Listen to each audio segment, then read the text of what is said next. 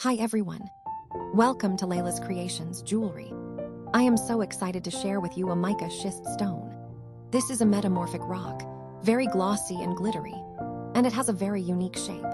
So I decided to make a small dagger with this stone.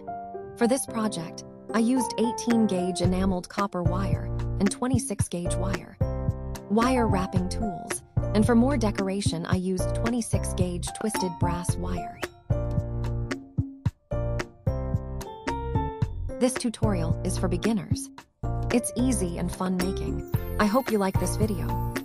If you like my work, please like and subscribe to my channel for more interesting wire wrapping techniques, and feel free to write your views in the comment section. Think positive and be creative. Have a nice day.